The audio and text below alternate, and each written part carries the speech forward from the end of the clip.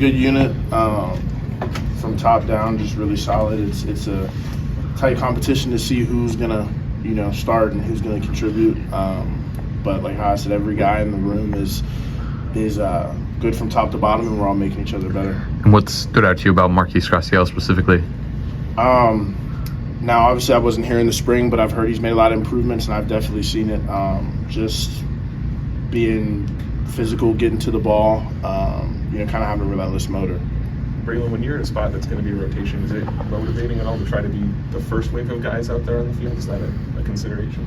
Yes, sir, of course. I started last year every game prior to at Ohio, so of course I would love to start here. I'm going to compete, but at the end of the day, we're all going to contribute to hit our goal.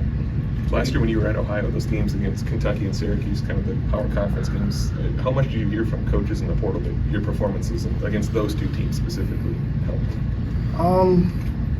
We played a lot of games, so they kind of talked about it briefly. Now, obviously, out of the portal, I was recruited by a lot of Power 5s or Power 4s, so kind of just game speed and that the O-line and D-line is a little different, here and the level of just technique and things like that and size. So that was kind of like the big thing that everybody was kind of saying, like, we just got to get you acclimated to that. How do you describe like the internal motivation of taking on a challenge, like transferring into the SEC, and what that means for you?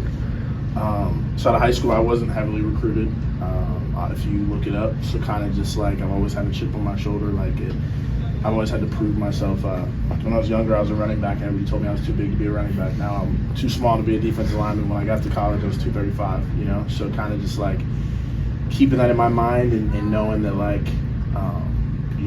it's God's plan, so I just take it one step at a time, but definitely have a chip on my shoulder every time I step on the field. You said when you were younger, you were running back, until when?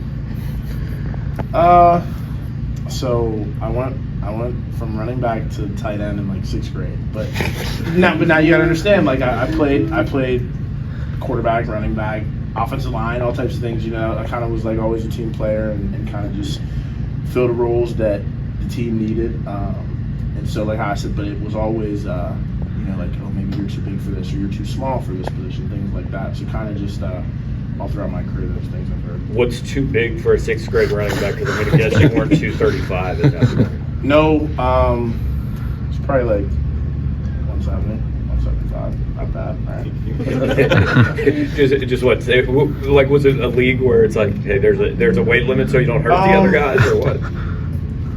Once you kind of get in my hometown, once you kind of get to 6th, 7th, 8th grade, there's not really a weight limit. Obviously there were a few guys that were maybe a little bigger than what was supposed to be our biggest guy or whatever. So if a team had a guy that was overweight as well, it'd be the same thing. But other than that, at what point, maybe in high school or college, you just decide, hey, look, I might be undersized for this defensive line, but I've moved around a bunch and I'm just going to go for this? I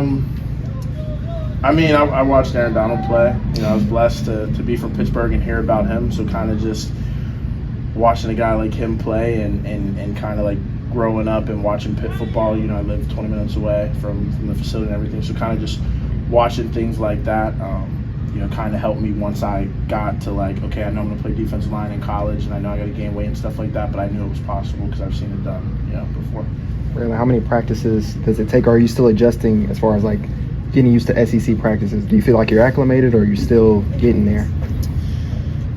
I've played a lot of ball, so I would say I think the intensity here is definitely a little bit harder, but kind of just, I like to be a student of the game, so kind of just trying to learn as quick as possible. I said I came in the summer, and just kind of as soon as I got in, Coach Blackwell and the guys in the room really harped on me learning the playbook, learning the play speed, being quicker, getting down to my stance, things of that nature. So kind of, I've been adjusting well. I feel like I'd say maybe the first 3 or 4 practices, it was a little bit tough because I've never worn knee braces. So, wearing these, you fall around a little bit here and there, but now I feel pretty good. What are some of the primary challenges just of arriving at a program so late? It's a relatively new thing. So I had a few guys at my old school transfer right after December, and so they got the full winter workout, understanding the team culture, and then being able to practice, in game-like situations, but in spring ball. So, like, for me, coming in the summer, everybody was already so much ahead of me. So it was just a lot of, like, playing catch-up. And one thing I will say is, like, the challenge was just the time. You know what I mean? Like, you only have 24 hours in a day, but you have other things to do outside of football, a little bit of schoolwork here and there and stuff like that. So kind of just, the biggest challenge was just being able to manage my time well to learn everything I needed in a fast pace.